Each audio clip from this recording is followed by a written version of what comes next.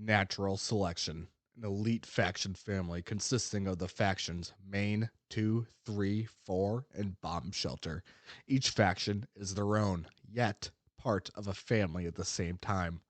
All factions are used in order to support the members and faction as effectively as possible. Strength in numbers, morale, and money. Take a look at the requirements for each faction and inquire to join the one that best suits you. Want a more active and fun faction? Tired of doing nothing or getting beat down? Join Natural Selection today for a better game experience. Tired of the same old value manufacturing? The Platinum rated NNGO has exactly what you need, and you won't regret it like you do buying Symbiotic. Boasting the best competitive ranked warring and juicy payouts, spicy development and growth, and a wholesome community to make you feel like part of the family.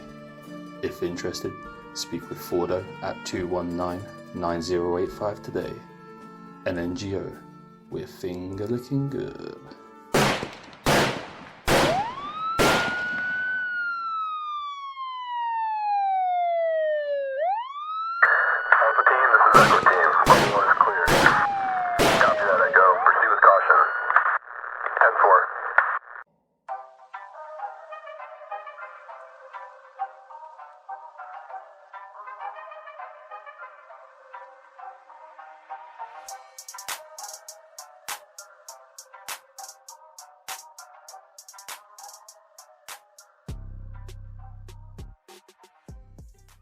That's the sound of episode 7 coming at you. Bang, episode 7. We did it. We officially made it, like for sure, because this is like now 7 main episodes. Yeah. It's weird. I still haven't got that $100,000 monthly payment yet. It must just take, maybe because we haven't posted it yet. It's just taking a little bit. Oh, I didn't. Oh, shit. I guess yours is lost in the mail. Good luck on that, buddy. I'm having a great time with it. No wonder I saw you went up a few stat enhancers. Yep. And all I wanted to shed. As all other money does. Yeah. I haven't paid my rent since the beginning of COVID. Yeah, you just pay it with stat enhancers. You can do that, right? I think so. They like my apartment calls me up like, hey, like you kind of haven't paid rent in 3 years. That's kind of a problem. We're gonna need that. And I'm like, do you know who I am? Do you know what my total is on Torn? Yeah, no. Seriously. So don't even try. Yeah. Don't come at me before I hit you with this 100 built strength. Yeah. I'll come at you with a 9K headshot. Yeah. Don't even try me. All right. So Gone. Don't just forget the rent. All right. You don't know who you're messing with here. And that is how I've gone rent free for 3 years. Yep. Threatened with strength. There we go. Yeah. So hopefully this can last as long as it can. I'm getting scared every single day. I'm getting death threats as well. So, moving on. So and I think this is going to be a really good episode. Obviously, I think there's hype for our talk with Nova. I mean, we talked to the guy for like an hour long, and it was awesome. He was actually he was good to talk to, which is funny because I know a lot of people have issues with him, and but all I can speak for really is our conversation with him ourselves, which was very easygoing. He was easy to talk to. So, yeah. Yeah, I mean, he says it during his interview, and you guys all hear it, but most of the people playing Torn, or a lot of people playing Torn, play a persona, and that's all it is. It's not him. He's playing Nova on Torn. So I think that plays a big part into it as well. Right. So yeah, other than that though, we're going to start with some faction drama that's going on. So, I was going through the Torn forums, trying to figure out what to do for the next show. Cause it takes some research, I guess. I don't know just what's going on. I got to figure it out the old fashioned way, the forums. And, so this thread caught my eye, and it was called A Series of Plata Events. You know, it has a lot of likes, a lot of dislikes, a little bit more likes than dislikes, but, you know, it takes a lot. A thread must be a little juicy if it's got a lot of likes, but also has a lot of dislikes. So Minty Minxie starts the thread off with saying the short version, which is Superior and Bethink are scammers that like to bully and extort small factions. Um, do you do you think that they are bulliers and extortions over what happened? I mean, I know we haven't really gotten into what happened, but what what are your thoughts? Um, so I mean, after and you'll hear in the interviews coming up with a couple people, but after talking to like, I don't think they're bullies and extortionists. I think the negotiations that they had about letting them get to a certain point of score to kind of help out um their payout, like I think that's all fine.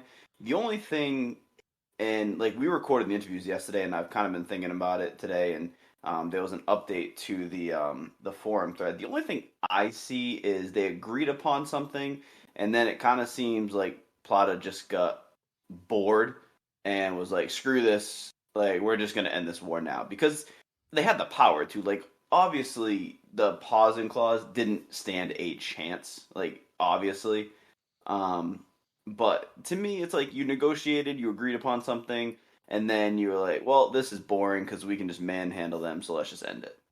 So that's the only thing that I saw really on my end.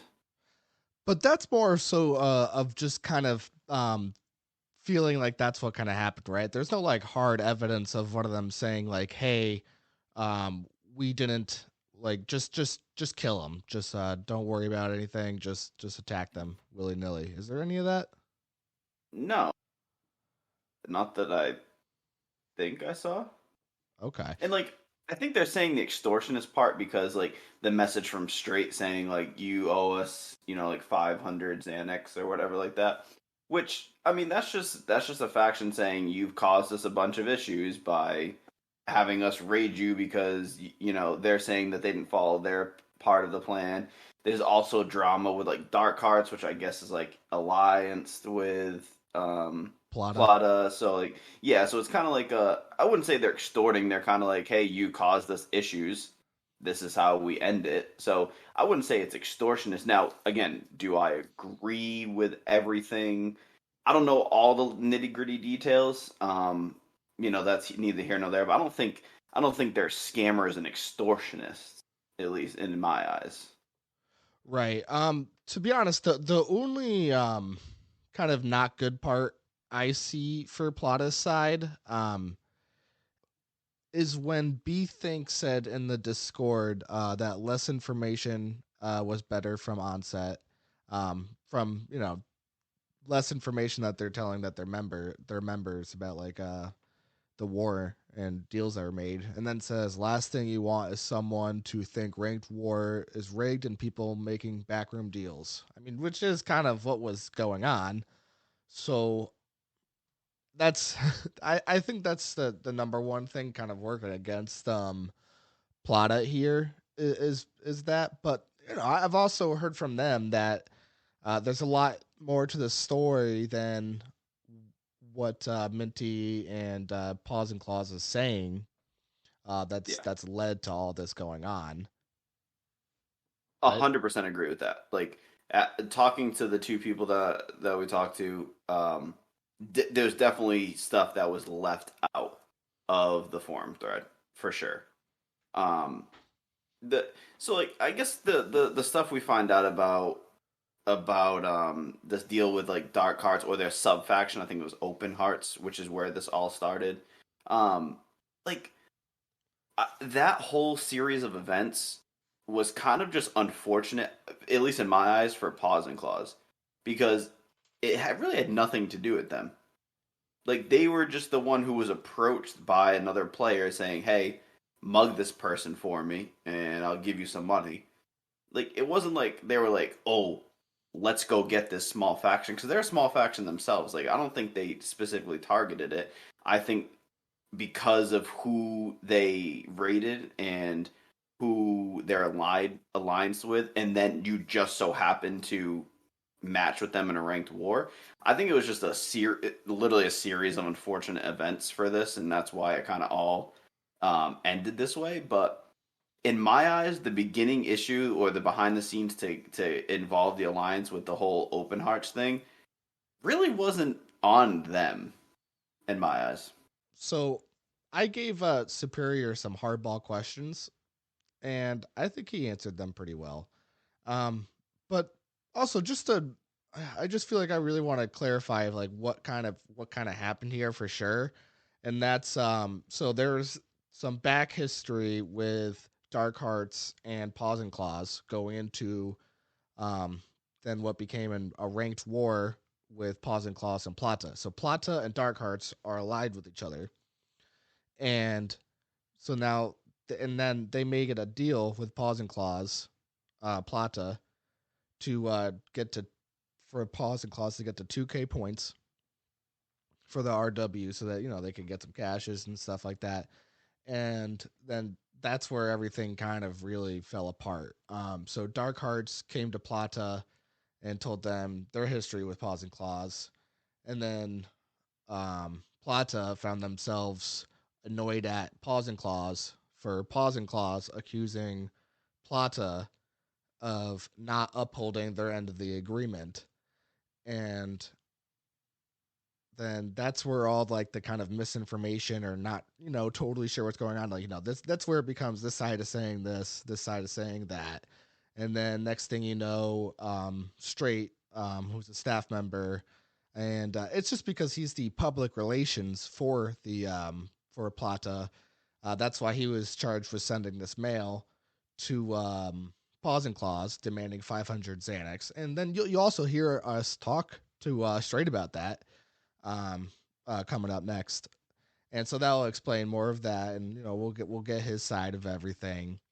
But that's kind of like the story in like a short version, so you can kind of have a little good idea of what's going on here. Especially before we get into all the interviews and right. So right now, I'll talk about the questions I asked Superior. So Superior says, first of all, I would love to go back to the Discord group to actually show you everything, but sadly we got kicked instantly to obviously suit their agenda and victim card. I also want to add they desperately wanted a deal and approached us to make a deal. After the war, Rectum spread lies, which then led to a raid, and then tried to send a pussy little sorry mail to get out of it. And then, so the first question is, do you think you handled this situation correctly? And Superior says, yes, of course. We let a faction that wouldn't have gotten a point against us gain 2 bill plus in loot within a day without even a thank you. Um, and then, so my next question was, do you think Pawz and Clawz could have handled your faction seemingly to not follow the plan in a way that could have worked out for both factions? Did I say that correctly, Fallon? Does that make sense to you? Uh, I think so. Yeah, I think you're basically asking if there was something that they could have done to benefit both sides, which I think was the original plan, but that just didn't go to fruition, I don't think. Right. Okay. So his answer was, the deal was quick. The deal was quick war, no flying, no bounties, blah blah blah. Which Pawz done whilst complaining and threatening to prolong the war constantly. Worked out for both factions is a weird question. Nothing changed for us. We would have won anyway, and let our noobs slap Minty and Rectum around for a few days if that's really what they wanted. And then I asked, "Do you think you'll let your member? Do you think you'll let your members know of the deals you make with other factions for RWs going forward?" And then so he said, "My members did know what was going on. Rectum attacking only onliners started getting them annoyed, and to be honest, I couldn't give a fuck about Rectum or Minty's opinion. I'm going to look after my own members before some random self-entitled weirdo's opinion." Also, going forward, we just had a RW with a similar small fac who couldn't hit us. We let them med out, do a 50 chain, and earn them 1.5 bill. After the war, they said thank you, and everything's well and fine. It just goes to show how self-entitled Minty and Rectum think they are. Whew. So then they said, now my next question was, are you sure Plata was just trying to help out a smaller faction, even though that conversation contradicts your forum response? And so he said, actions speak louder than words. We didn't have to give them any points. We have a hyperactive group here and would have chased them all over Torn to make hits. 1 days or 4 days, we would have won, but who wouldn't want a quicker war? If Reckham didn't think he was some sort of gangster, everything would have went smoother for them. And so now Superior says, I actually feel bad for Minty. Well, I did having to control a little kid. Hmm. Wait, hold on. I'm going to re-say that because I feel like I'm just like stumbling over words. I actually feel bad for Minty. Well, I did having to control a little kid who thinks the world owes him something. But what's done is done. I don't care about the opinions that aren't in our family or larger alliance. Things won't change for us. We will continue to attack both of them for making up lies, spreading rumors that aren't true, and trying to drag our name through the mud.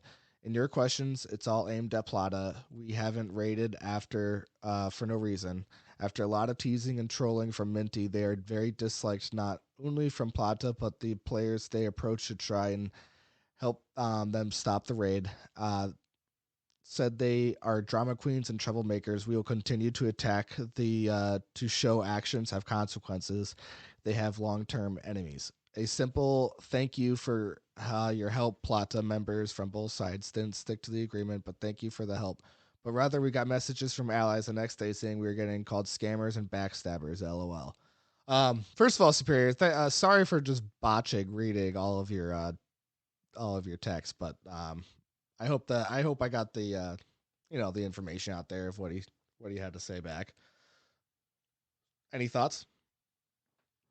I definitely have a few. So, number one, let's just stop, I guess, with rank war deals. This is how this kind of all started. Like, you get maxed with a faction that you're gonna lose to. Like, I don't like. My thing is like people complain about, oh, you're gonna drag out the war, and but like that's what ranked war is. If you don't want to sign up for a 7 day war, then don't enlist in ranked war. You don't know what you're gonna get for small factions. If I get matched against somebody who is 5, 6 times my stats. Guess what? We're gonna hide and come out when we can, and then go back in to hide. Like that's just strategy. So it like don't make deals then, because obviously this one blew up. Not I think a little bit of both sides it blew up on. So that would be my first thing.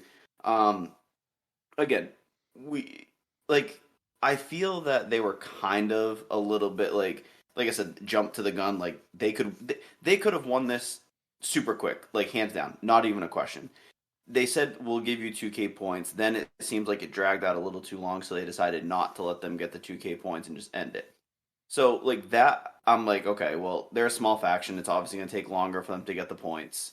It is what it is. But there's one part that I don't know about. It's the part where they said that Rectum was kind of spewing stuff and lies and all that. I don't know the backstory with that. I don't know what he was saying or issues that he was creating. So given that knowledge, I have no problem with the raid that they're doing. They initiated a deal. In their eyes, Minty and Pawz and Clawz didn't hold up their bargain, their end of the bargain. So yeah, there's consequences. Like I'm totally cool with that if that's what's going on. Obviously, I don't know the little tiny details, but in the grand scheme of things, they're absolutely right. Your actions have consequences if you didn't follow your end of the deals, and this is what they're dealing with. Again, do I think it's just? I mean, not 100% because I think it was just a case of Plata getting bored and being like, well, I don't like the way that they're actually handling this. I don't feel they're appreciative in the fact that we're letting them get points, so we're just going to end it now and destroy them. So, um, yeah, just a whole interesting story from both sides, to be honest. Yeah, I feel like it's not totally you know, black or white of who's in the right. Yeah. Mm. Black or white of who's in the right. Damn. That was I good. will also say though, I don't think anybody is in the wrong. Like I think they both have points of what they're doing. You know what I'm saying? If that makes sense. Gotcha. Okay. Um, so with that, I think it's time to just get right into our interview with Straight. All right, cool. So it's recording now. There we go. Yeah, we got Straight here with us, and he's who we're going to talk to first about the whole situation. Hey guys, what's up? Welcome, welcome. So if you kind of want to, because as I said, this is going to be what we play first, going over this whole thing. So do you want to, for people that don't check out the forums, have no idea what's going on, do you want to give like kind of like a quick rundown what the hell we're talking about here? I mean, my rundown on the forum as I seen it, I think a direct quote might be, "Wah wah wah, the sky is falling, cry cry cry." That's how I seen it on the forums anyway. We made some deal with them. They wanted, it was basically going to be a walkover for the ranked war, and so in an effort to kind of let them get some points, we said, yeah, you can get up to 2,000 points. You gotta med out for us so we can end it quick. Long story short, it didn't work out. They were too slow, we were too fast, whatever you want to say, and we couldn't wait all night, and so they didn't like that and got real salty. And went to our allies, went to the forums. The rest is kind of history. We kind of go over some of that, I think, but Right. And so I gave Superior the more hardball questions. And so I think we're going to talk to you, like give you a little bit more of like the softer kind of questions. More so anytime my directed job's to easier, yeah. I'll take that. To kind of learn more of how this kind of all came to be. So we'll start with why do you think Pawz and Clawz messaged your allies after the war and then only created a thread 3 weeks later? Well, I mean, they messaged our allies in an attempt to undermine or destroy us and our reputation. They were making some wild claims, saying that some of our members and leadership were scamming them or harassing them. The basic bullshit everyone likes to say. And then after that didn't work, they didn't get the results that they were hoping for from their sabotage campaign. Like all desperate people before them, they jumped on the forums and started claiming a bunch of outlandish crap. I mean, to me, that's what it seems like, anyways. I'm not the kind of guy who takes half screen caps and starts posting my versions of my dirty laundry for everybody to go over, but apparently they are. And so Right. that's kind of why it happened, I guess. Yeah. Because as I said, it did seem like the more I looked into this, the more it seemed like they kind of left out a lot in that post, and I mean, it kind of they're the ones that made it public. The initial I mean, I information think that's the name of the game in Torn, pretty much. I think everybody does that when you start going on the forums to give your version of what this person said. You can almost always expect that the person posting those screen caps is not posting the whole conversation. There's conversations that take place in game and then out of game in Discord, and they're not giving you the whole thing. Nobody ever is. Okay, I won't say ever, but let's say rarely is somebody coming out there and saying, hey, these are all the things I did wrong too. That's not the way it works. right. So I mean, I wish it was because we wouldn't be here. But no, they're just saying it from their side, and honestly, I'm okay with that. I would just ignore it if it was up to me personally. But it got too overblown, so we felt that we had to at least write something there, Yeah, no, totally. address it in some manner. Yeah, no, exactly. I mean, so why was a deal made in the first place with them? Well, like I was mentioning, I mean, if you look at the stats and the stack up between the two, it's basically a walkover, and they knew it. So they messaged us asking if they could get a couple points. Not being a bunch of assholes, we agreed. So, but we told them we wanted it to be a fast war too, because we don't want to be sitting here for 2 days trying to mill a bunch of low-level people for 1 and 2 respect. I mean, it should have been friendly. It should have ended easily, but they had only so many people to attack, and they couldn't get the points out. We tried to go slow, sometimes painfully slow, but we closed it out, slow hitting on our chain. We could have let the chain drop, but didn't want to do that either. What the hell's the point of us dropping our chain that goes completely against the whole purpose of why we were interested in the deal, which was to make it go quick. So once they weren't, I mean, there were some of them that were trying to met out, bless their hearts. They were doing the best they could. But, I mean, hours into this thing, we're like, all right, let's just end it. It was within our power to do so, so we did.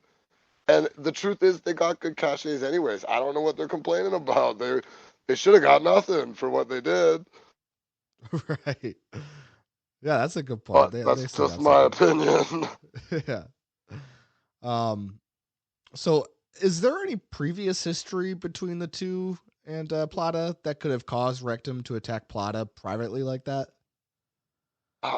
Like, I know of nothing, and so I went poking around trying to see if there was something, and I didn't even find anything. I guess there might be something between Rat and Dark Hearts or something, but you probably know more about that than me now at this point, because you just did the interview with him. But he's just guesting with us right now from TH, so I'm not really sure on it. Certainly would have been nothing that's directly linked to us, our leadership, or Plata.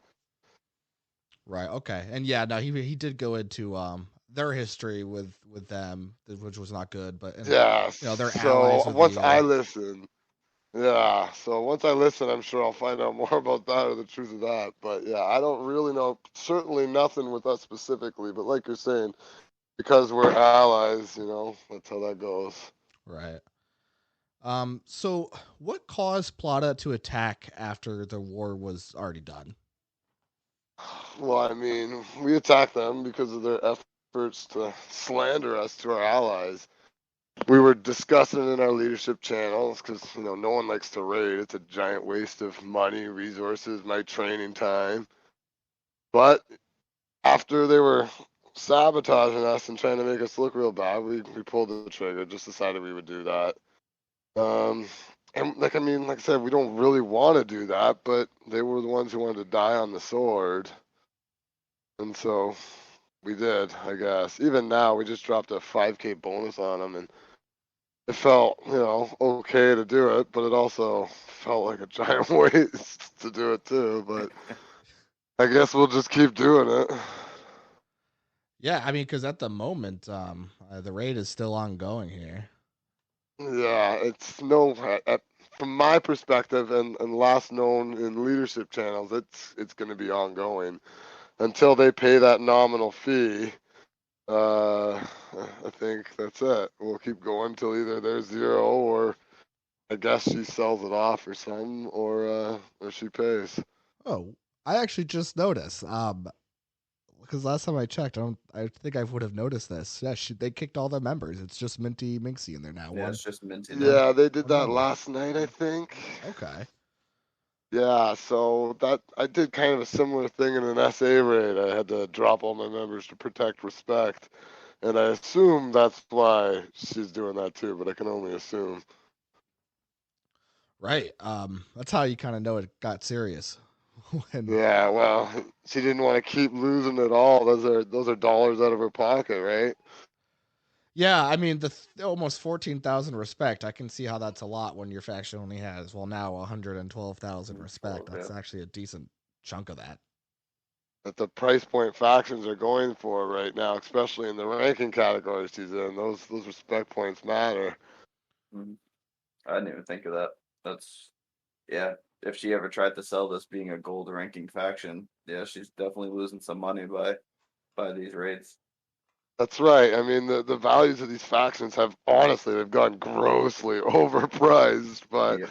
so now when she's to every 10,000 respect she's losing. That's especially when your faction's only 100,000 respect to begin with. Hmm. Then that's a lot. Yeah, that's a lot of money going downhill. Okay. So where'd your mail come into play here with the whole 500 Xanax? Basically, because I'm public relations, it was led to me to serve that mail to him. We talked about it a bit in the leadership chats, and I mean, we were like, okay, well, what's the exit strategy for this raid? How are we, and when are we gonna decide that this raid is gonna end? So we thought the 500X mail would be a demand that we thought was going to be nominal and easy enough to pay, because it's really not that much in the scheme of things, especially when you're looking at the prices of cash A she's winning. And there was a clear indicator of their offense against us and restitution to fix that, not false promises or platitudes, which is all they've given us thus far. The mail was issued by me, and I never once in it say anything about my staff role or attempt to use any warrants or bans to threaten them. Staff are often held to a higher standard, and that's to be expected, but we're still players and allowed to play and interact with the players. And even if I was using my staff powers to somehow do something, any staff found abusing their powers are swiftly removed by Boogie anyway, so it's not like I could get away with that. He monitors all the things I say in there.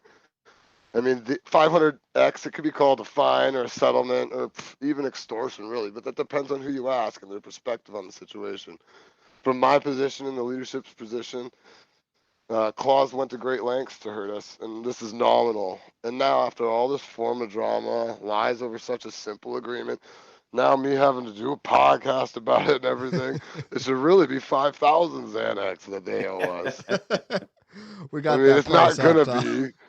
It's not gonna be because I'm not grimy like that, but it should be. I mean, really, it's just an exit point, right? We don't want to do this forever.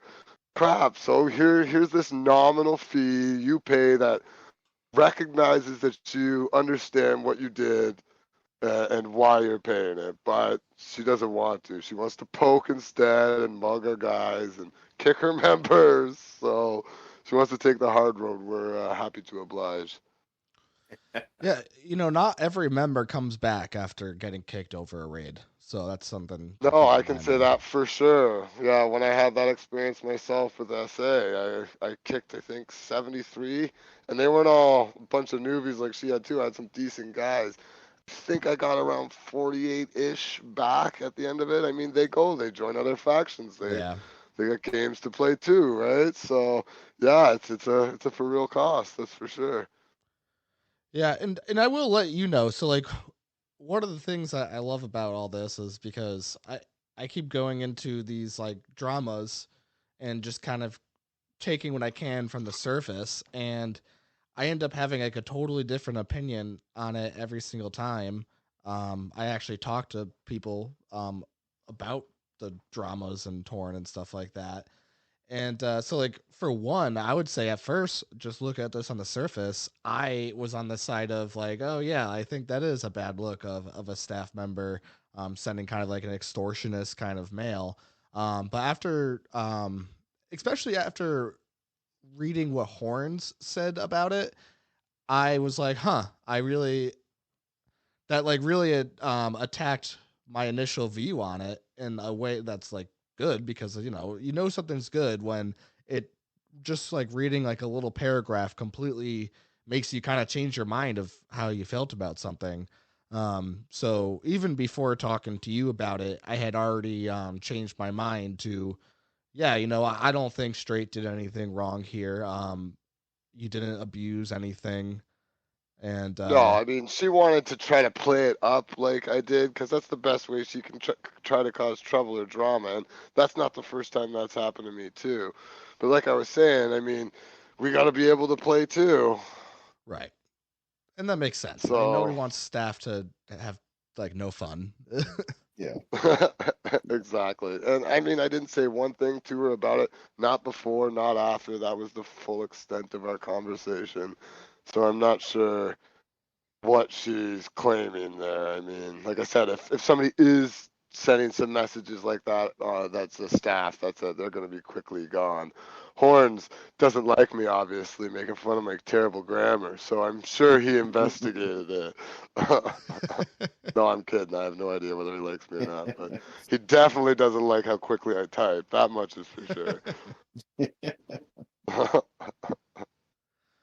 Well, also, I'm sorry, Minty Mixie. I didn't know doing the podcast on this would up the price from 500 Xanax to 5,000 Xanax. Even though now that my was a leadership's joke. gonna contemplate that. You see, they're gonna hear that. I'm like, yeah, see.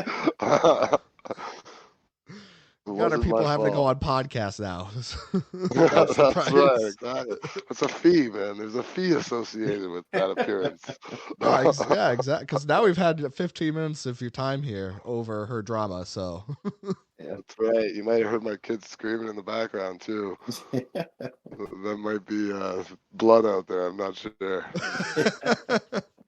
well, good luck. That's all I can Yeah, say. exactly. All right, guys. Thanks for the time. Good luck with the podcast. I'll be watching it or listening from now on. All right, Appreciate awesome. it. Thank you for coming on. Thank you. No problem, guys. Take care. You too. Yeah. Bye. Now that we've heard from Straight and from Plata, now we have Rat with us, which is we're going to hear from Dark Hearts side. So welcome to the show, Rat. Hey, thanks for having me, guys. It's a huge pleasure. I'm a big fan of the show. I've watched every single episode of you guys' podcast. It's a lifesaver when I'm driving 20 minutes to my university every day. Perfect. Thank you. Love that. So, we definitely want to get Dark Hearts kind of view of things, like where they kind of came into play here, and all that kind of stuff. Gotcha. So, as if you guys don't know, I'm one of the co-leaders of Dark Hearts. Me and MFG pretty much handle everything that Kanji doesn't. But yeah, so I just wanted to come on and give you guys like the whole backstory to this entire situation, the events that happened leading to the raid and before like the ranked war even happened. So we've actually had an interaction with Rectum Raider and Minty in the past. That interaction wasn't pleasant. It was essentially them starting a raid onto our Greenleaf faction, Open Hearts, which is just a sister faction that we keep for recruits and members that we want to train up and then eventually move onto our main faction, Dark Hearts. And what happened there was essentially a member named Horns. He's from NS, I think. He has a casino token refill tracker, and it's a bot that detects when people use a refill. And what he tries to do is he uses that to see when people refill, to catch them during like their crazy gambling session, to try to mug them when they have money on hand. And he caught wind of one of our members doing a few refills. But this certain member had Greenleaf protection. And if you guys don't know what that is, it's a protection that new players get for the first 14 days of them entering Torn. And it's just to protect them, just give them a nice calm ride into the game without having people just randomly raining hell on them. Right. So they can't mug this person if they have Greenleaf protection, but there's a way to bypass it, which is initiating a raid or war onto that faction. That allows a person from the opposing faction to attack them freely. It's just like a measure in the game that, prevents people from abusing Greenleaf protection to, cheat out a war or something. So Horns went over to Pawz and Clawz and reached out to them, specifically just Minty and Rectum Raider, and has pretty much said that, hey, there's this person that I want to mug. If you guys initiate the raid on them, in exchange, I'll give you 10 mil. And you guys just hand over the profits from the mug. And well, that didn't go too well for them. They only got 100 grand from that whole endeavor. All that for 100 grand, huh? Yeah. And after the fact, Rectum actually realized that, hey, I know the leaders of the sister faction, the main faction that these guys are affiliated with, but they only noticed after the fact, even though there's big blue hypertexted or hyperlinked text on our faction info page saying that we're a sister faction to Dark Hearts. So what Horns essentially told them to do was to just say, hey, they're a small faction. It was a mistake, and just essentially lie to our faces that they didn't mean it for any of this and that we should just open a treaty with them. So that was like the whole initial events. The aftermath of that, not much really came out of it.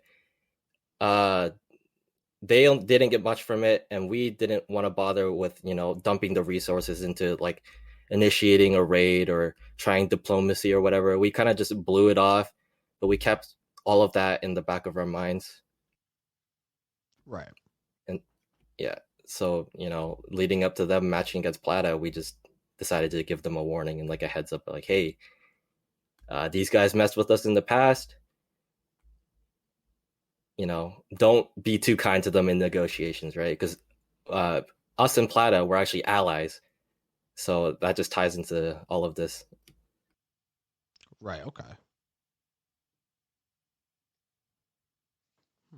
Interesting, because none of that backstory is obviously on their No. forum post. I mean, yeah, they're trying to take the moral high ground here and saying that that Plata's bullying a smaller faction, when in reality they're completely fine bullying smaller factions for 10 mil.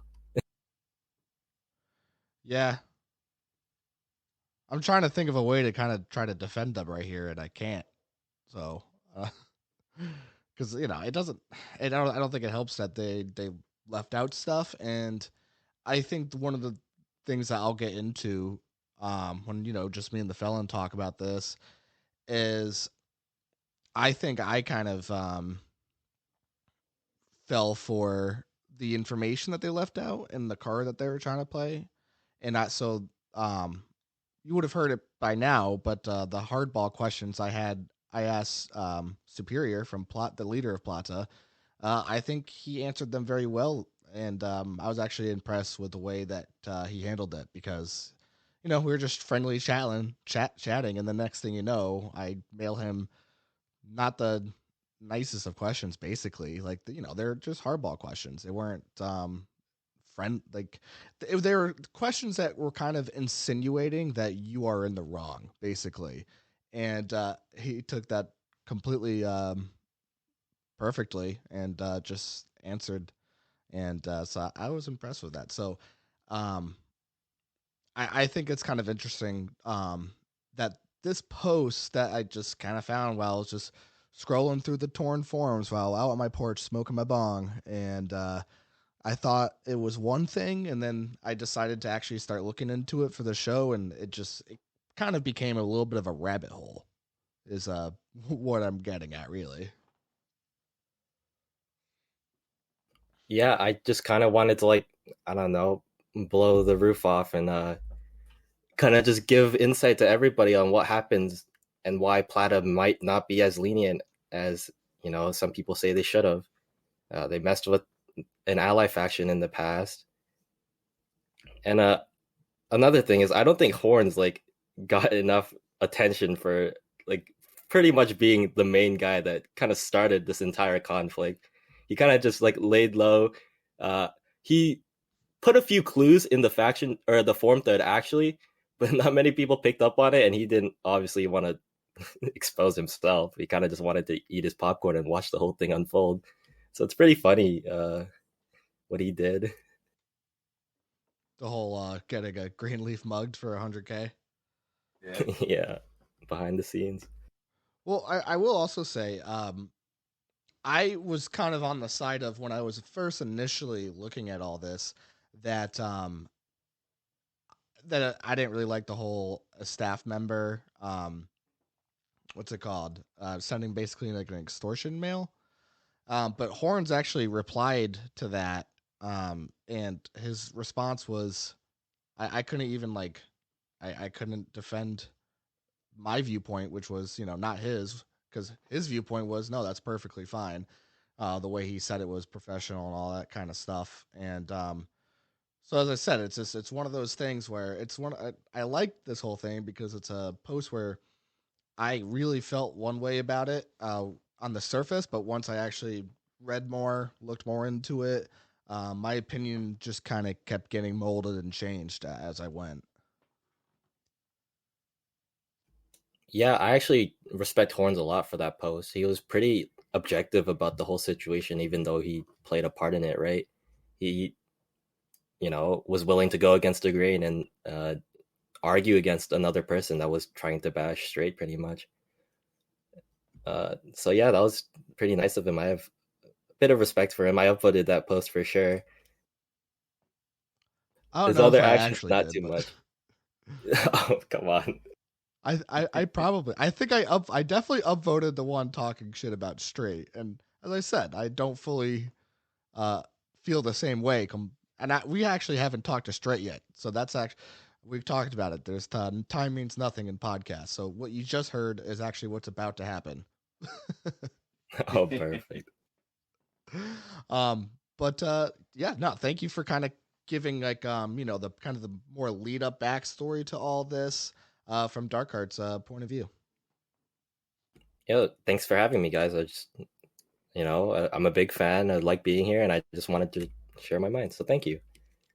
Thank you as well. So now that we have both interviews done and kind of sides, stories from both sides now, I guess we can kind of wrap up this whole. Well, I don't think we can ever really wrap it up because there's still, I feel like, so much up in the air about everything. But my my main thing here, and I talked about it in the beginning, is the back and forth between Plata and Pawz and Clawz about the deal that was made.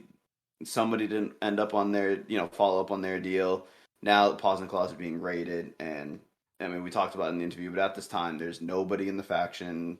It's just them, and from what we heard from Straight, it's not gonna end until payment or they're zeroed out.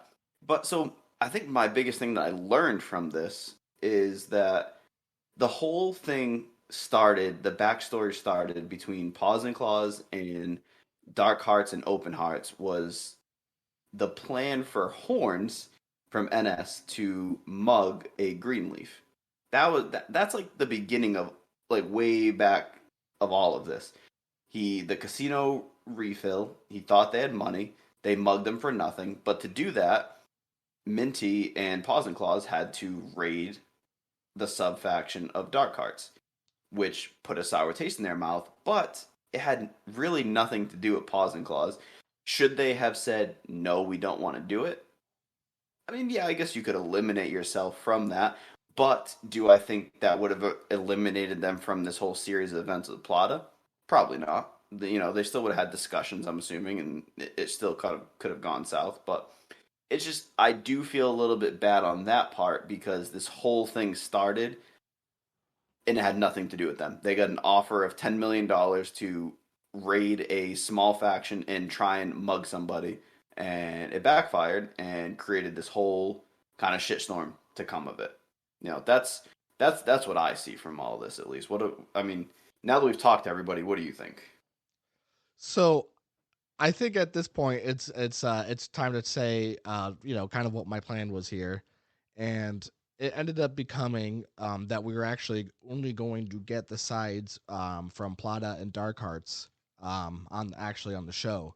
Um, so nobody from Pawz and Clawz was going possibly going to come on the show, but they were down for like written statements and stuff like that. So sort of like what I got from Superior.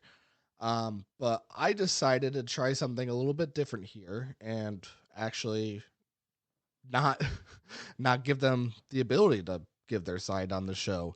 And the reason I did that because I felt on their forum thread it was pretty one-sided, and so now this response to it is going to be one-sided itself, and that's why I think it's actually a good idea, and we'll kind of support checking out this thread for yourself so you can kind of see their side of it because as I said, you're only getting one side from this podcast, really, and what we think about it. But we're third parties to it. We're not actually involved in it. I just talk to people in it. Let me ask you this, all right? So, do you think if they posted the backstory between them and Dark Hearts and Open Hearts and the Greenleaf mugging and all that, do you think that would have made their case any better? Oh, probably not. No. I'm wondering like what they could have done. I mean, honestly, besides just staying out of the forums, because that would have kind of eliminated it. That was another one of my just reasons. kept it to yourself. Yeah, they're the ones that made it public. Yeah, that's kind of like what I was thinking too. Like they made it public, so now it's kind of going to blow up maybe in a way that they didn't fully expect. And I know, like say Minty Minxie, she's a listener of this show too. So like, I'm really not trying to be an a-hole with this, and I don't think we did, said anything wrong or false or anything that would make us not like us now over this. But I think it was an interesting decision to just try to make it a sort of give you one side of the picture and support Mm-hmm. and encourage you to check out that thread so you can kind of see more of what they had to say themselves Yeah, and how they agree. portrayed it. Yep. Yeah, agree with that. So, any final thoughts with that before we get into our talk with Nova? Yeah, Felon's closing thoughts. Stay out of the forums, and don't make rank warring deals. There you go. Those are two pretty heavy things that you'll have to change up if you're doing those. I have to change up one of those. I have no say in ranked wars, so but I do go in the forum, so I guess I am in violation. I'm actually in violation right now. I'm looking at the forums. Oh God, I'm sorry. I'll try to be better. But Yeah. with that, we'll Thank have the mid-roll ads of the show. If you loved ranked weapons but can't afford to own them, take a look at Carbon and Friends rental service. Over 20 weapons with the Warlord bonus available, increasing respect gain by up to 28%. A true must for any drawn-on ranked war. We also offer sets of armor and other top-end weaponry.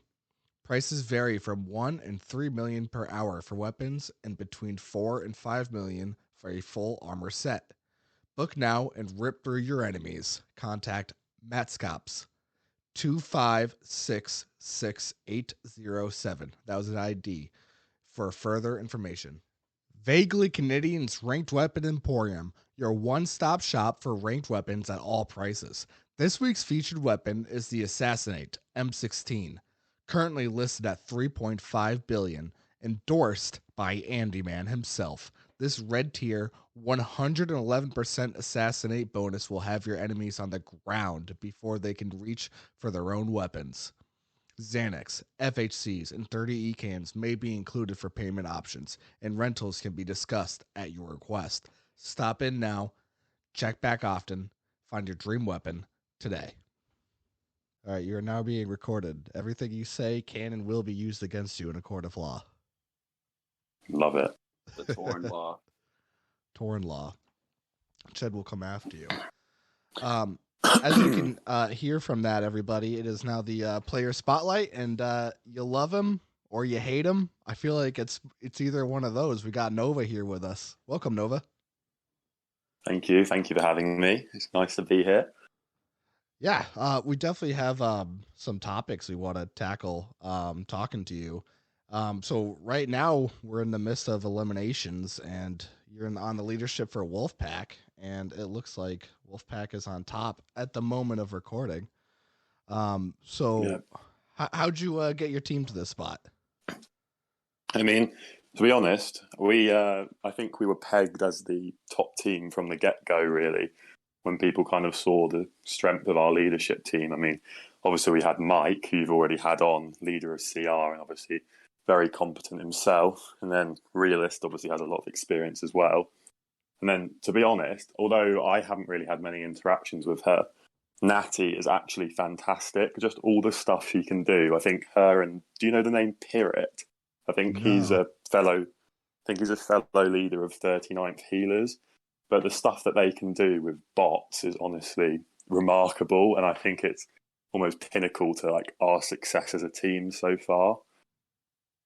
Gotcha. Because I mean, you guys got right back up there. Because I remember, in the beginning of all this, you guys were pretty much on top with Rain Man and a couple others, and then you guys ended up getting put all the way to 0, lost a couple lives, and now here again are you're at the top. I mean, I think kind of everything started very well. Obviously, we had the 7 Monarch-led teams, which was always going to be helpful when it came to deciding allies. I think initially we had Champion and OVO XO on our leadership too, who kind of clashed with Realist and Mike a bit because they wanted to go in different directions. I think at the end of the day, they both just had loyalties to different individuals, and it ended up clashing. And unfortunately, I wasn't involved directly in this decision because I kind of wanted to sit out of it, but it did end up with those two, unfortunately, being removed from leadership. Oh shit! But, Gotta do what you gotta it do. wasn't. Yeah, I mean, it wasn't an ideal situation, but I think it would have eventually derailed the team if one of them hadn't gone. Unfortunately. Right. I mean, honestly, derailing elimination teams is just like kind of it's fun to watch, especially because we had your own Herr Schmidt in our team, my team Sleepyheads, and he was trying to take over leadership from the get-go. And it was great. He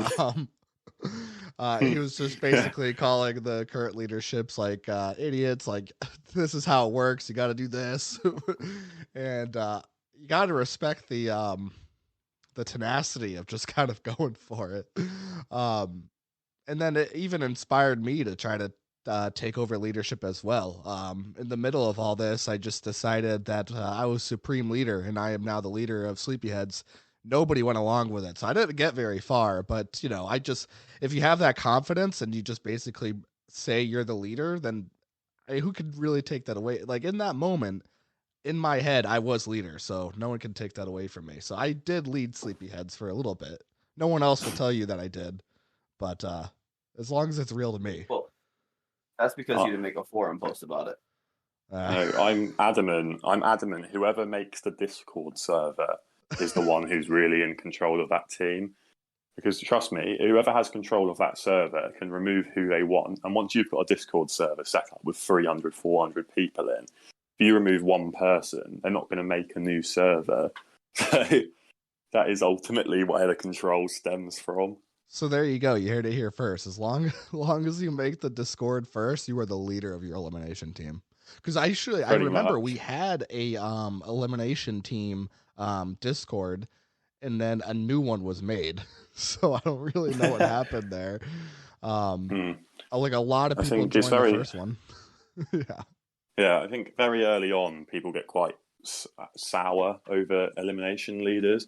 But the trouble is, if you don't decide your leaders in the first sort of 24 hours, or even, to be honest, quicker than that, you just don't get any of the good alliances. You need to decide leaders really quickly.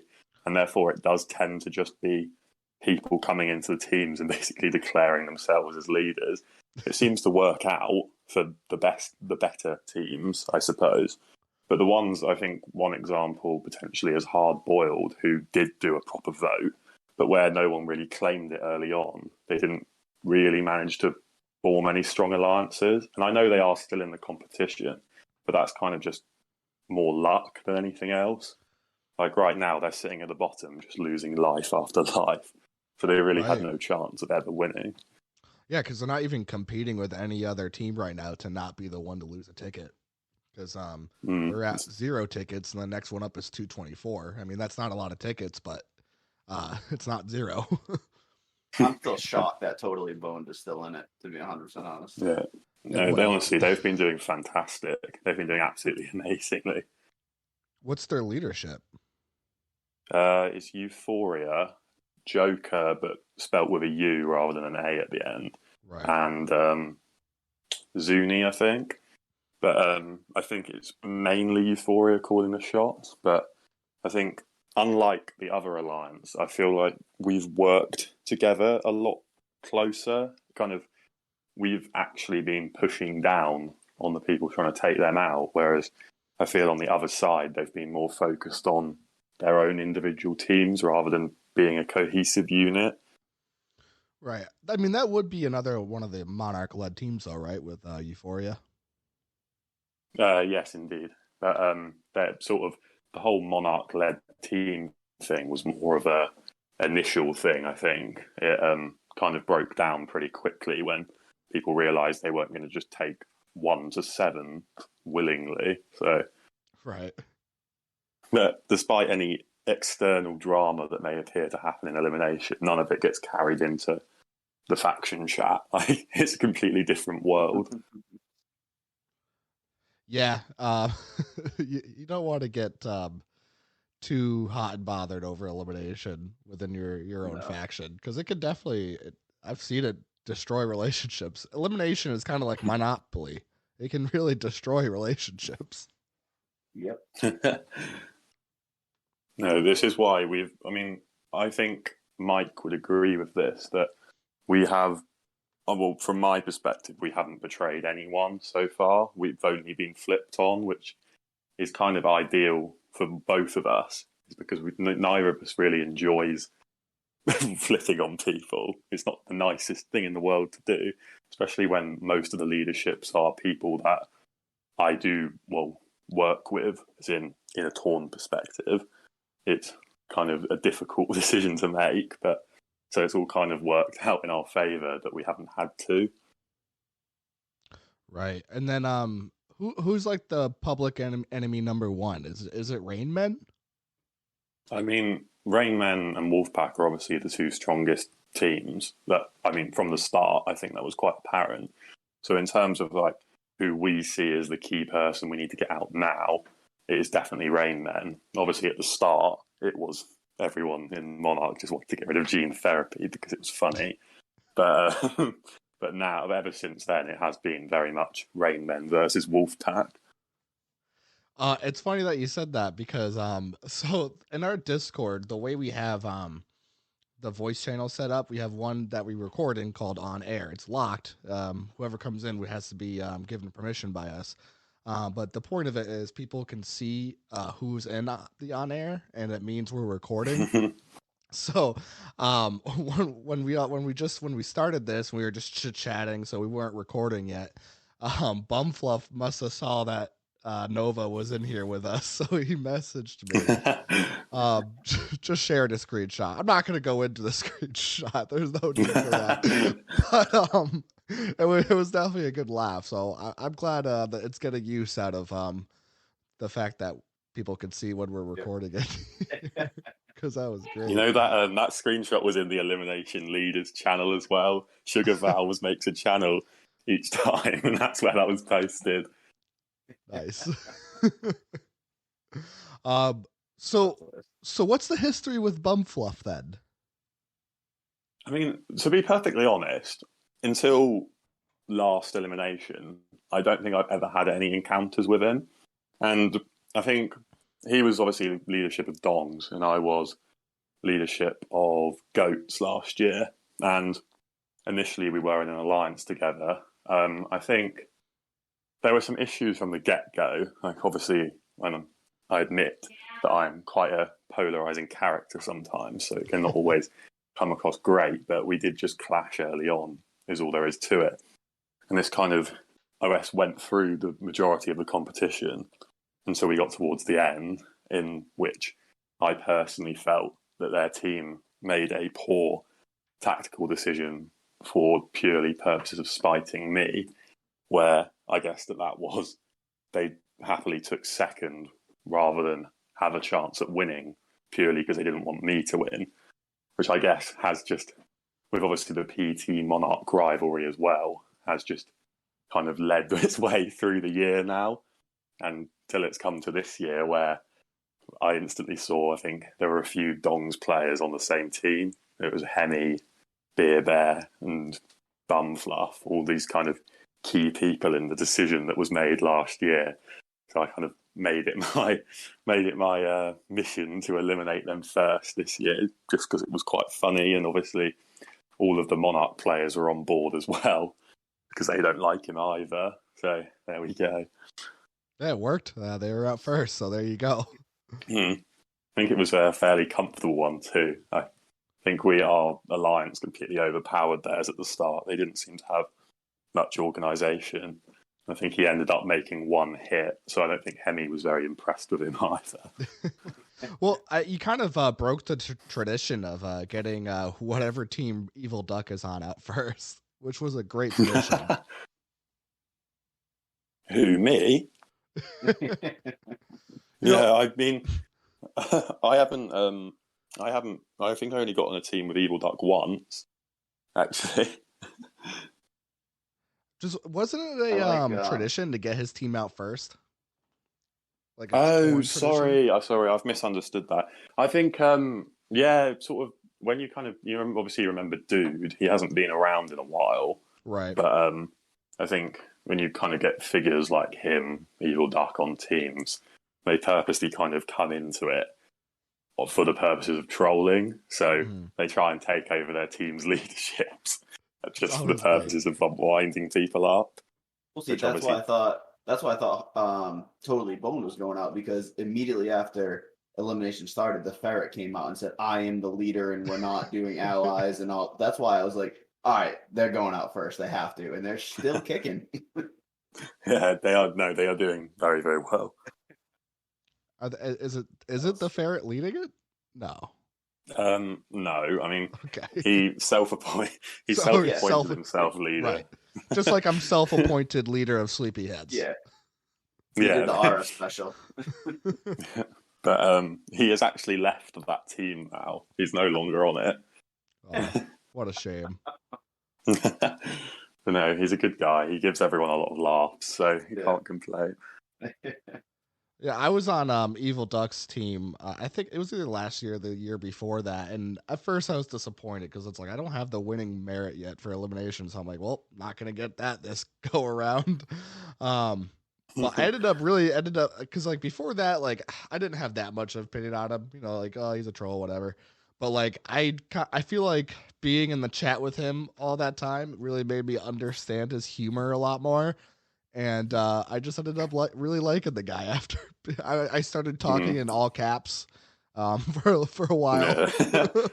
The thing you have to understand about Evil Duck is that he plays a character and he plays it very well. He's actually very intelligent in real life, but he has a torn persona, which obviously he has fun with.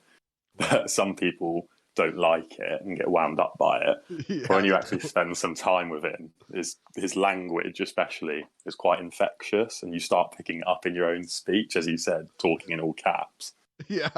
But they actually had to introduce a new rule in Torn, I think, maybe even a decade ago now, because he used to speak in broken English. So they made a rule on the forums that you had to write in proper sentences and like spell words properly, because he just used to do it a certain unique way, let's say.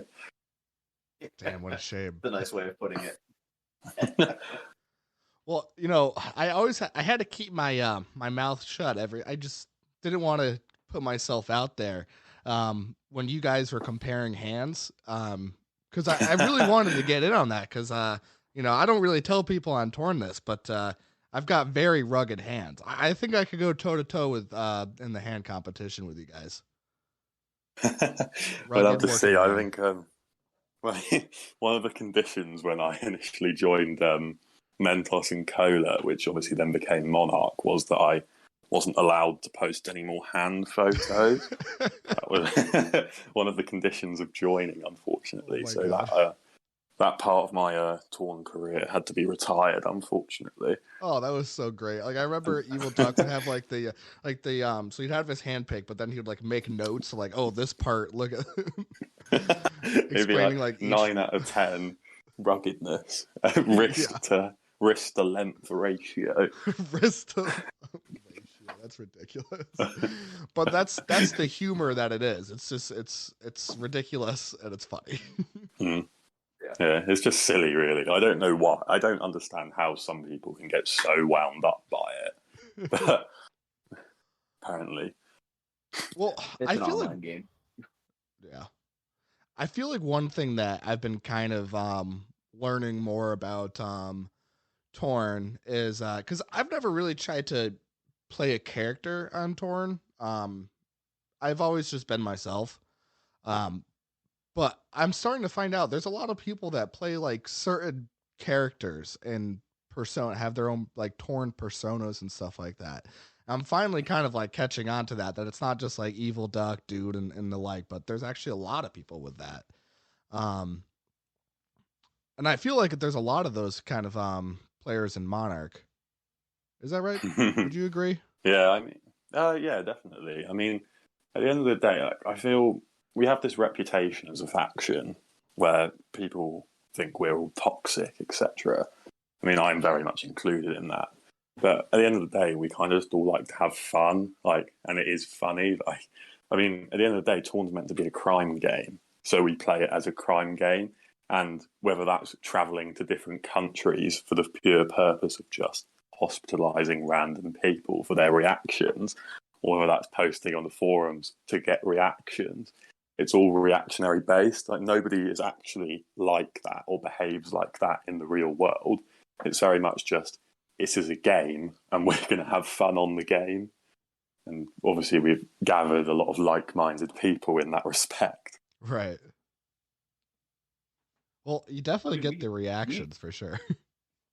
And we've talked about it. Torn is an escape. So, I mean, it's, people, they log into the game and they escape reality and kind of play who they want to be. So, I mean, it makes sense.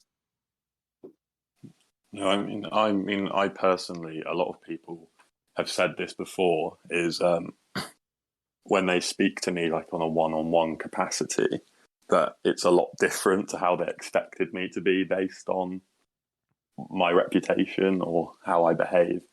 I guess in a public area, it's very different.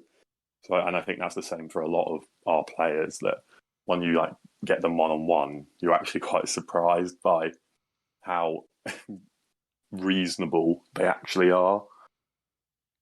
Yeah, no, definitely. We said the same thing. Said the same thing about me and Mike.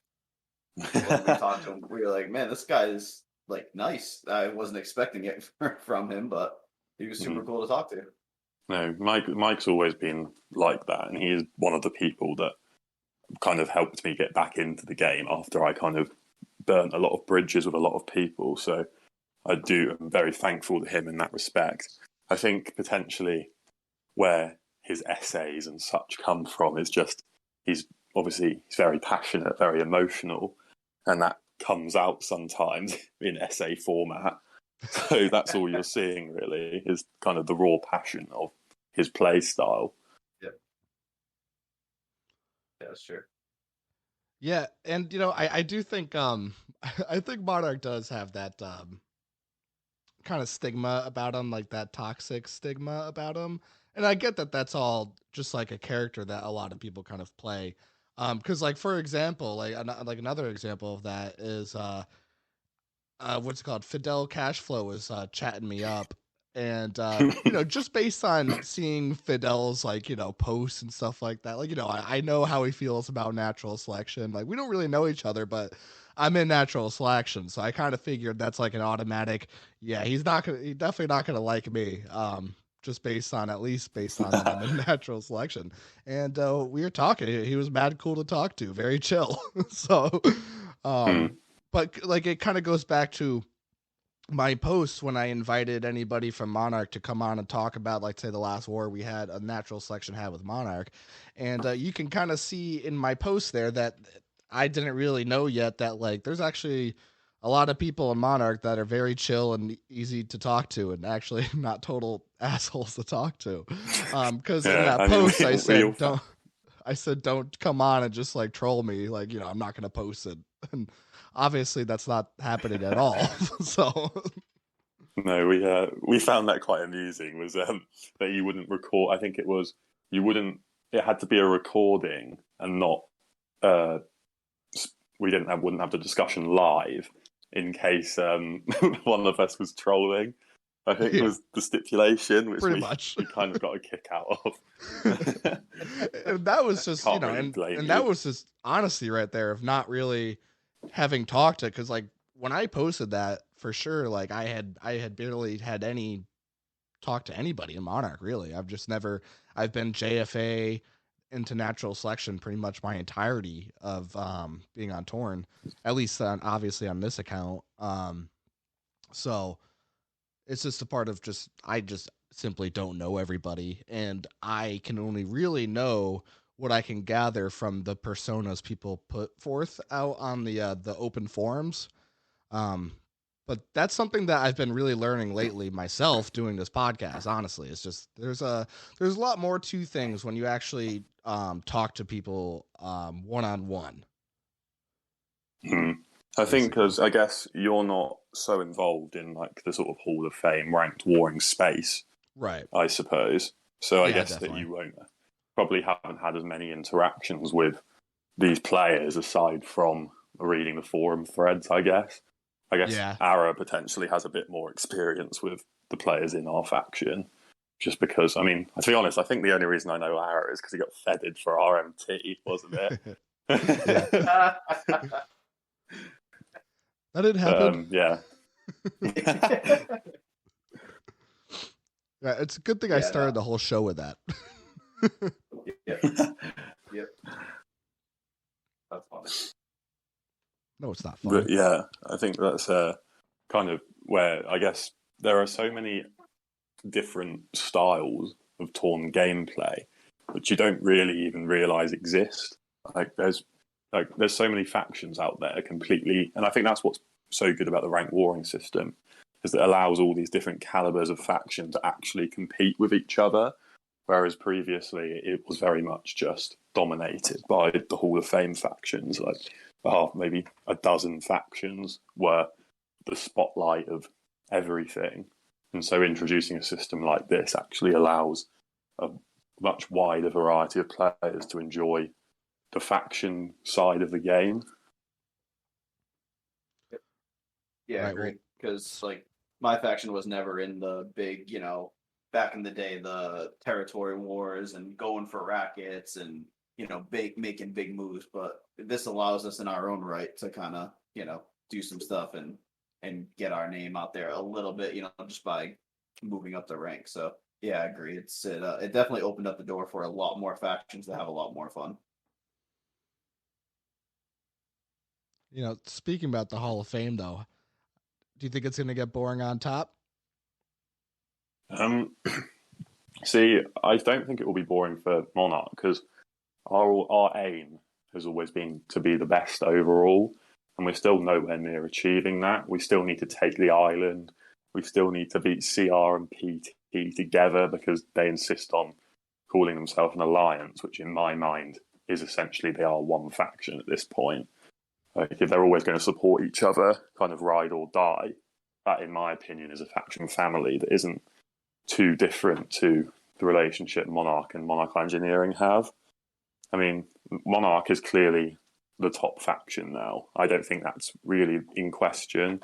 I think in the NS war, for example, I think Natural Selection potentially had control of the war for maybe an hour, 2 hours of the entire sort of 36-hour period. I'll take it. But for us, that isn't enough. We're going to bring Monarch Engineering up to the same caliber of faction. Oh, geez. Okay. That's a little scary. Yeah, I'm looking at the island right now. I just kind of want to enjoy it while because I definitely, because an episode we really want to do is the insurgency war, because that was crazy. I wish I had the stats I have now when that was going on. I definitely would have had a lot more fun. But another island war would be a lot of fun. So while I know it'd be super tough, and we would potentially lose a lot of rackets and stuff like that, I'm definitely all for knowing that Monarch is going to eventually come for the island, because I mean that's just fun. Yeah. That's what we want. I think that's a given. At the end of the day, I don't know when it will happen, and even if I did know, I wouldn't reveal it. But I think it's inevitable that everyone knows that is eventually the end game. That is what's going to come.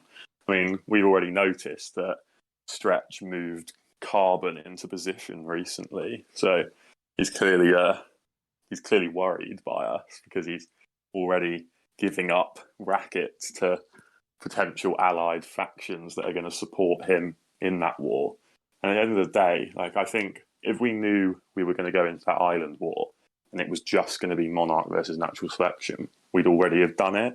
The reason for the wait is because we know that war isn't going to be Natural Selection. It's going to be Natural Selection. It's going to be DA. It's going to be Carbon.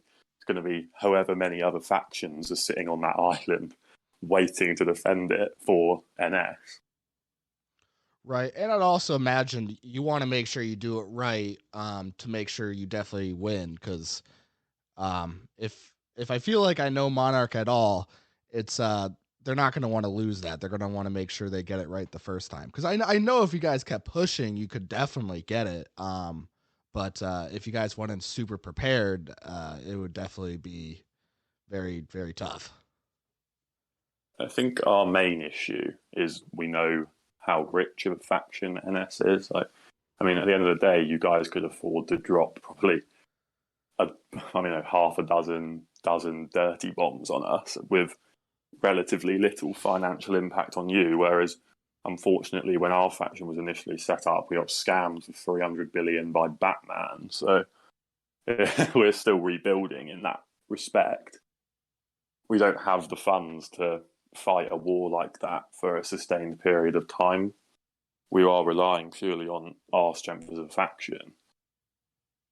Okay. So, Interesting. when you guys wore, do you guys have like needles all around though still, or cans and stuff like that? Yeah. Okay. I mean, we don't war with cans because we don't need them. Like, if it was something that was required, we'd start using them. And although the faction isn't ridiculously rich right now, although I will say we have recovered a lot. We don't. A lot of players. We actually have very rich individual players within our faction. I think, as a collective of individuals, we are the richest faction in the game. As in, when you add up kind of RG's net worth, Shaz's net worth, Realist's net worth, Hilda's net worth, it adds up to a greater value than any other faction. So obviously a lot of our top players will pay for their own stuff anyway. But obviously in terms of all the basic essentials like needles, Xanax, refills, all of those are always readily available. Right. And your top three guys, Shaz, Realist, and Argiscard. They're still all taking 4 SCs a day still, right? Just every we also day. have Body Bagger. Oh, right. Yeah. Oh, my God. Yeah, that's right. That's kind of why you guys are on top. Currently Realist gets nerfed by 2 smoke grenades, so I think he has a little bit to come up. But if we're talking purely from a territory perspective, he's just going to sit on a wall and no one's going to knock him off. It's a guaranteed spot. And that's why we're reasonably confident that we could win any territory war, is because when you obviously factor in the fact that even though you may have a massive alliance against us and you have early, because of the early discharge system, even if you were consistently grouping, I don't know, Realist, Bodybagger, Shaz, RG off the wall, they'd just early discharge out and rejoin. It just isn't sustainable. The amount of energy it takes to knock them off is ridiculous. Yeah. So when we had that war with you guys, the most recent war, because I know Realist is at least at 2 quadrillion with his defense now. At the time of the war, it was 1.7 quadrillion. And I remember getting that distraction stack up all the way, and I'd have an epi, so I'd be having 100 billion strength, and then even with like 10 plus, like I think it was like 15 distractions it took for me to even be able to land like 100 damage with 100 bill strength. So it's pretty ridiculous. I mean, I don't even know if he was using Sero for that either. I mean, if he wasn't even using Sero, then that's scary. No, I think he was. I think it may have been the second day.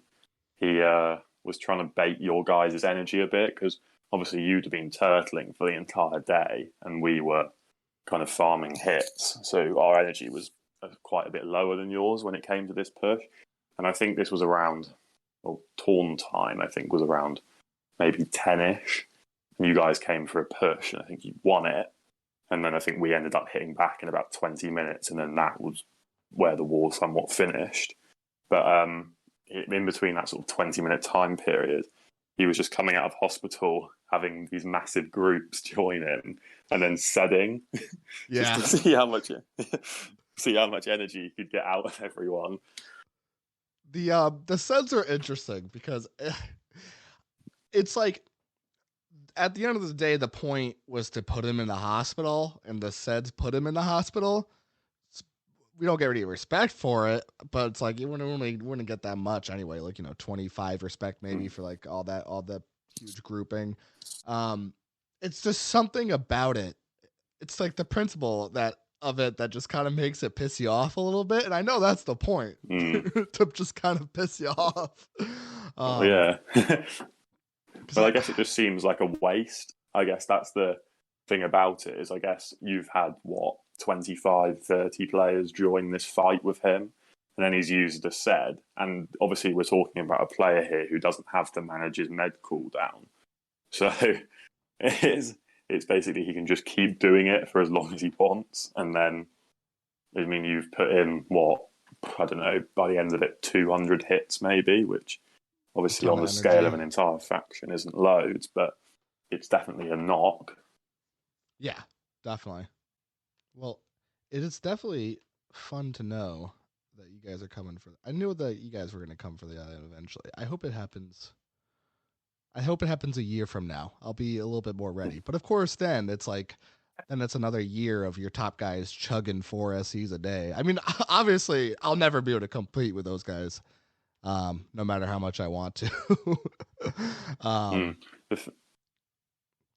The thing is, we will just continue to get stronger and stronger because there are a few people waiting in the wings to also start doing the same thing. Of course. So, if you look, through the Net Worth Hall of Fame, obviously there's a fair few people sitting there that haven't started yet, but they've got 600, 500 billion net worths, just kind of waiting to train their stats up enough to kind of take a similar path to what these giants have taken. Right. Well, I did offer to Uncle and the other young cash money trillionaires, I think is what they call themselves. Yeah, I did offer them. I would what's it called? Drop my NS colors and I'd go Monarch if they feed me SCs. But they did not take me up on the offer, so I was a little sad about that. I think that's quite an exclusive club. I wouldn't mind being a member myself, to be honest. I made my attempt. They keep giving me the runaround. I'll give my application to one of them, and they're like, "Oh no, you got to go to them," and then I'll give it to them, and then they say, "Oh no, you got to give it to them," and so I'm like, "Oh, are they just fucking with me? Do they not want me?" I'm gonna go with no. I mean, maybe you'll get lucky one day, but I'll keep trying. I mean, considering the way that I've understood that arrangement is that it's purely funded by donator packs, I'm guessing there is some sort of a spending cap on it. I don't know what that cap is or when he'll hit it, but he obviously he's not going to spend infinite money on Torn, I'd hope. But hey, it's worth a shot trying to get in there. But they're actually, to be honest, Champion especially is the one that would surprise you. Obviously, coming from just being a forum troll, he's actually embraced the Hall of Fame life very well, to the fact that I think recently we added him to our war planning team for the PT war, and he did very well. So, okay, gotcha. I can still beat him at the moment, which I'm happy about, but I know that might not stay that way for long.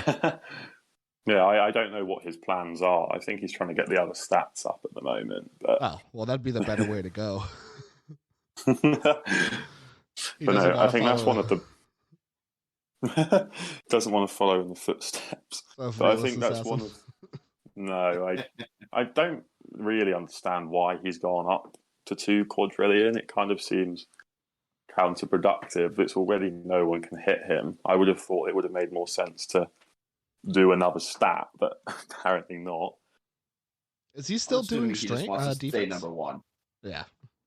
I think he may have started on strength. I haven't actually checked, but he's a little over 2 quadrillion defense now. I think it's like 2.2 or something. Oh my god.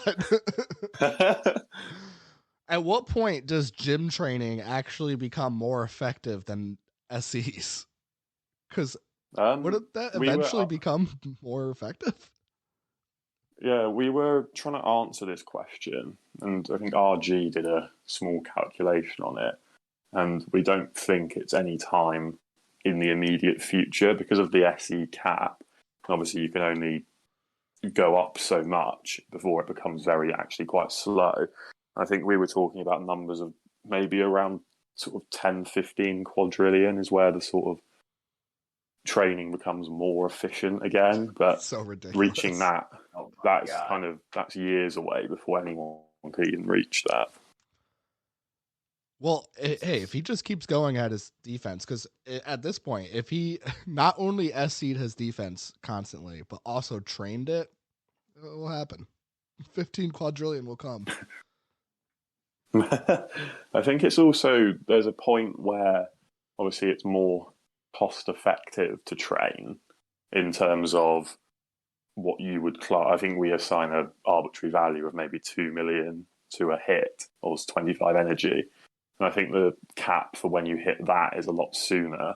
But obviously, in terms of how fast can I build my stats, it pales in comparison to stat enhancers for quite some time. Yeah, I mean, I don't see anybody getting 15 quadrillion anytime soon. I mean, obviously, as I said, he could get there. It's just, it would be better for him to do the other stats. So like, if he's doing strength though, then we can still make the smoke jokes for a while until he gets a speed up. We can Yeah. still make those those jokes. It was genuinely hilarious. His reaction in the chat was because obviously it was EVO was the one doing it. Yeah. And he was literally, we were about to go into a push, and he's like, right, my target's EVO, like, she's who I'm hitting first. And I was like, can you not just take someone a bit stronger?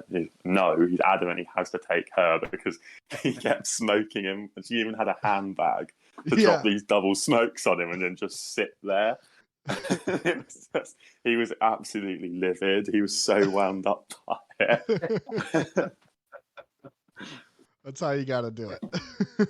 That was actually Lieutenant Jello's idea. I think so too, which makes it even better in a way. Because I know they don't like each other. No, I think there's a fair few people that don't like realists somehow. He does fall in that category we were obviously mentioned earlier. Right, of kind of playing a persona. Yeah, polarizing characters. Right. Big personalities, I guess you could call it as well. To be honest, all of these personalities contribute to what makes our faction what it is. I mean, I think one thing that people have commented on in the past is not only do we have all these stats, that our organisation in wars is far superior to anything I've personally seen from other factions at the moment. We kind of have everything on lock, and that just comes down from kind of the amount of experience within the team. I mean, obviously RG, as we all know, not only is he one of the most lovely people in Torn, he's also highly, highly intelligent. I mean, you have Realist, who obviously organises wars. I do some of the organisation. Magic Dust. I mean, I could keep naming people, but it just comes. Oh, Love You Too started helping out recently, and he's fantastic as well. But I could keep naming people for a while, but it just all comes down to this very cohesive team where we have pretty much 24/7 coverage of the entire of any kind of endeavor we're trying to complete. That kind of leads me to ask, so for our last war, the NS versus Monarch, did delaying the war help us at all? Do you think that was the right move on our part? Or did it just not even matter? I don't think... I mean, I kind of knew that I didn't in my mind see us ever losing that war. And I don't necessarily think that a lot of people in your own faction actually believed it was winnable either, based on some of the posts I saw. So I think if you're talking from a perspective, did it help you? Definitely, because we had to react to that. I think there were some people that were getting frustrated because we weren't in control at that point. But you can't control something when you're waiting on the other team to react. So you delaying that made us have to be the reactive faction to whatever you were going to do. And therefore, when that eventually came round, especially with how long you delayed it, we weren't ready at that point. And I think we actually did lose that initial push from you guys because we didn't have the numbers on. So yeah, no, I remember that. I was there for it. I mean, Which even felt good. I mean, yeah, I mean, even I had to go out at that point. I was busy that evening. So I had spent, I think, 4 or 5 hours of my day organising bonus hits on, I think, a couple of your guys that had revives on. Right. And then I think I had to go out at, I think it was something like 6 p.m. TC time. And then you pushed about 15 minutes after I left. I was like, great. Nice. We timed that just for So, you. yeah, I actually missed so many pushes that war. I think there was one point where I was so fed up that I kept missing all these pushes, because you did your second one when I took my dog for a walk. And then the third one, it was getting late in the evening. I really need to have a shower. And I was about to jump in the shower and my phone pings and it said push. And I literally came down. I'd always just stepped in and just came downstairs into my computer in a towel, basically half wet, just to like be a part of this push. I hate to break it to you, but we've got cameras in your house, and so we are coordinating our pushes exactly for when you were busy. Yeah. Oh, Nova's taking his dog out. Push, push, push. I don't know if that's But legal no. or not. We probably shouldn't have told that. But no, because, and even now, as I said, like, I'm very proud of our faction and its kind of organisation.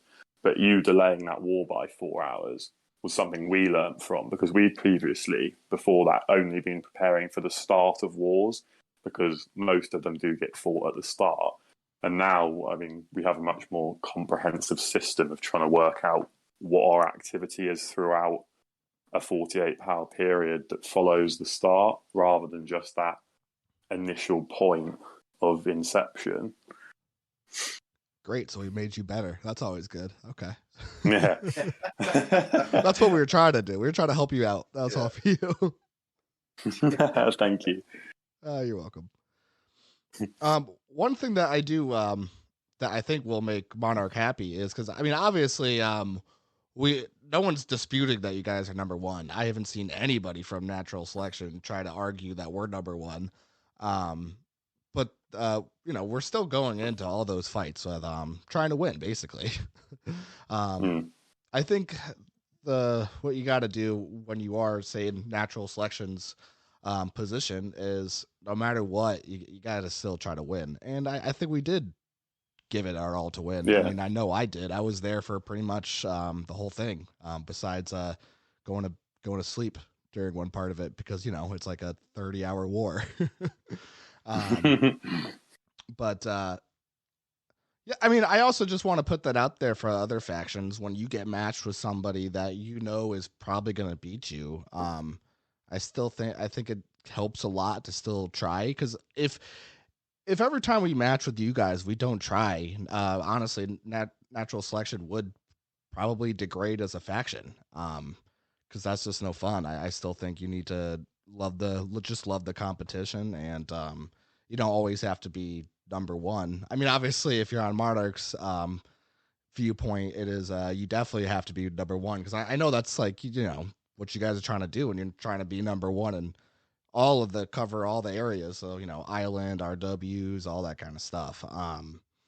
But obviously there can only be a one number one, so just keep in mind, it's always good to just still fight people that are stronger than you, because that's what's going to help your faction grow and be better. Because as I said, like we would have literally no hope of ever beating you if we never even try. So every single No, you're RW, we still 100% have right. we have to still try to win. Because I think it was a pretty good a mix for morale coming from our side of, we know this is a tough war. We're not going to cry if we lose, because we're probably going to lose, but we're still going to try, because that would be quite the upset. I mean, there certainly are hours of the day where you had the better of us. I mean, what actually pushed us over the line at the end of that war was the fact that we had I think it was something like a 3k chain up with this really strong multiplier, and you guys were trying to start a fresh train. You were actually out hitting us at the end of the war, but because our hits were worth so much more, we managed to just push it over that line. Right. Oh, we did. Into When we worse. broke your chain, did we literally break it, or were you guys ending Oh it no, anyway? we decided to let that drop. Like God damn it. we thought that one was I mean, realistically, we have 4 people that can just come out and make a hit pretty easily. It's not.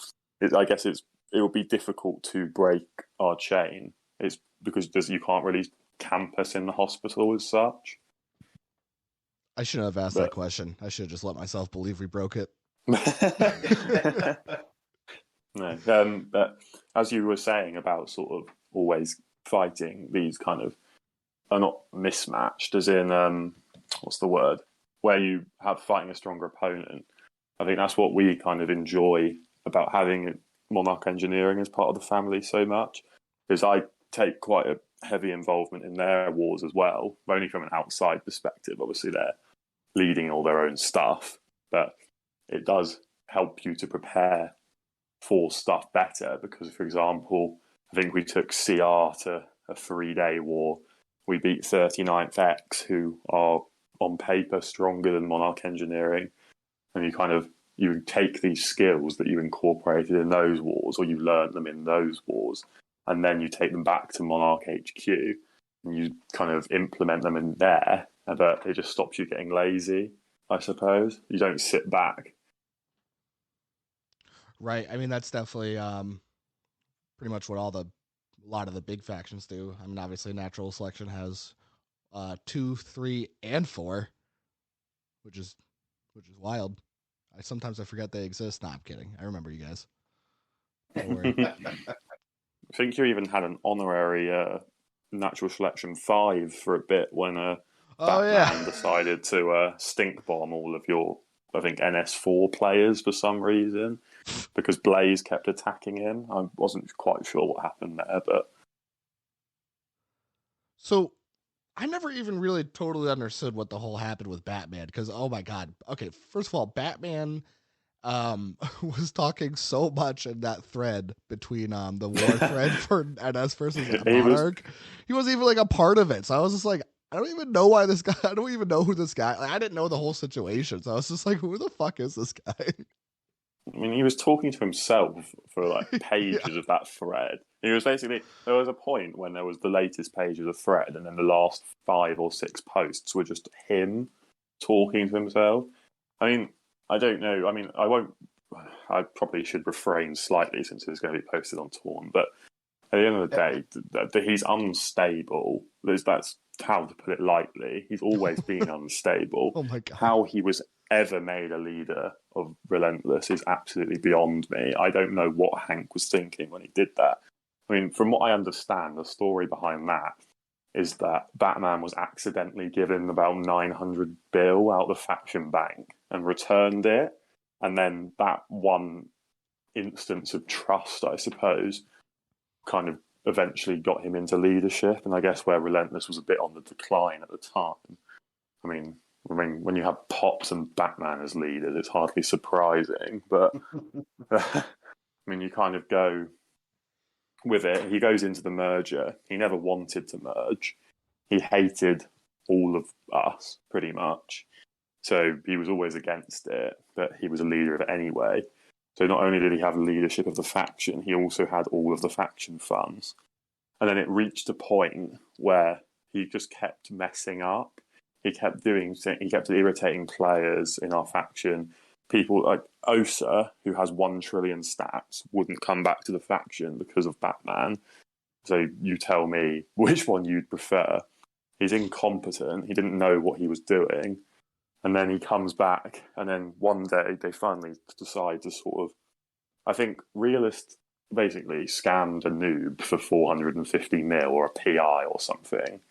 And Batman goes and tells him, he says to him, I think it was word for word, either you pay that back or I'll pay it out of Mentos's faction funds, aka kind of going back to the fact he never wanted to accept that merger. It was, to him, he always saw them as separate. It isn't Monarch's funds. It's this half of the funds Relentless's, this half of the funds Mentos's. So that is kind of where it hit a point where I think they pretty much told him, right, give the faction back. we don't want you as a leader anymore. So he decided rather than do that, he'd take the faction hostage. He does that for, I think that was about a week-long thing. Then suddenly he comes online and he gives the faction back to Hank, and he says, "Oh, someone's threatened my sister on Facebook or something," which I don't believe personally happened at all, and then uses that as an excuse to keep the funds. But he gave the faction back, leaves, goes offline. I don't really know. He just disappears for a month, and then obviously comes back on the forums and posts his, I don't know, a best attempt at trolling ever since, I suppose. Dude should have just taken the 900 bill, to be honest. Yeah, he should have. He should have taken that years ago. He would have been better off. Yeah. And the funniest thing about it is that his biggest rival in the game, Blaze, will always be better than him. Even with all that stolen money, Blaze will always be better than him. And he knows it and he hates it. Well, you don't have to be better than Blaze, buddy. It's okay. Not everybody can be better than Blaze. It's Blaze. Whenever we lose a war, we blame it on Blaze. There's a reason for that. It's always his fault. When you're at that level at the top, it's a scapegoat. Let's go with Blaze as the natural selection scapegoat. I can't speak for natural selection either, so I probably shouldn't be making these claims. I'm not in leadership at all. It is actually kind of funny. So the people would have heard it by now, listening to this, but the episode that we have somebody from Monarch on for the first time is the episode where there's going to be a natural selection ad. So that'll be fun. I think we also, while people are still listening, I just need to put a disclaimer in that Haha Noob did absolutely nothing wrong, and he should be released from federal jail immediately. I'm going to make a note to cut that out of there. Okay, I'll say. All right. That's hilarious. That is probably a pretty solid way to end it because, we're coming up to an hour here. We don't want to kill people's attention spans too hard here. But No, definitely. that was a good conversation though. I think I actually learned a lot there, which is always fun doing this podcast if I learn something while I'm recording it. Thank you. I appreciated you having me on. It was an enjoyable experience. Yeah, no, definitely. Appreciate it. Would love to have you on another time. You're easy to talk to. You don't talk like an idiot, and that's always the kind of person we want on here. So there you go. Thank you. I appreciate that. It's been good being here. We'll wait for a few more eventful things. Maybe after Monarch takes the island sometime next year, I'll come on after that. All right, cool. Yeah, give it a little bit more than a year. Let me get my decks up. give me some time. All right, sounds like a plan. Well, thank you as always for coming on the show. All right, no worries. Take care, both of you. Yeah. All right. Well, that kind of wraps up episode 7. I think it was a really cool discussion in the beginning and a great talk with Nova. I know it's kind of weird hearing my voice now after not hearing me talk for the last hour, as I was a child sitting in the corner listening to all the adults talk. So, hey, welcome back. I'm still here. But yeah, it was a great talk. So, but yeah, ending off episode 7. Again, to each and every one of you guys listening to every episode, we thank you so much. Let us know if we got the first half of this wrong. Let us know what you think about this whole incident that happened. You can hop in our Discord, which should be posted on the forums. You can comment on the forum that Ara farms karma on. But just, interact with us. And a huge thank you. We are up to 9 Patreon subscribers, which is just absolutely mind-blowing. When we came into this, we had a lot that we wanted to do and talk about, but I don't think we ever saw it getting this big. So thank you to all of you guys. The links for if you wanted to be a Patreon subscriber and support the show We are getting closer to our first goal, which in the beginning of this was the microphone. So we really appreciate it. The links for that are in the Discord as well. If you want to hear something on here, Discord has a show idea channel. Post your ideas. We have a bunch that are in there already that we are slowly working through. But honestly, I mean, I'm sure Ara feels the same way as I do. Like, reach out to us. I love hearing from you guys saying like, hey, just listen to the episode and it was great, or I just found out about it and I just caught up and it's great. So really appreciate it. We love hearing from you guys. But yeah, that's all I have. You have anything to wrap this one up, Ara? I actually do. iDonkey sent me some items to run a little bit of a giveaway. So that would be pretty much a happy jumping set. So 4 erotic DVD, 4 Xanax, and then 1 ecstasy. So the way I'm going to handle this little giveaway here is I'm going to ask for, if you are under 500 days, okay, message me saying I love donkeys. All right. Even if you think you might not be the one and you're listening to this kind of late, I don't care. Blow me up. I love donkeys. Send me that message. First person under 500 days to message me saying I love donkeys gets a happy jumping set. Thanks to iDonkey. So send those mails. Bye. Nomads Faction Family, recruiting players of all levels and styles of play. Our main branch offers a relaxed environment for established players. Our medical branch is the perfect place for the new and the experienced reviver alike. And for you competitive players hungry for war, our 2.0 branch offers multiple paid ranked wars per month. With over 4 years as a family and a respected name, Nomads Faction Family. Apply now.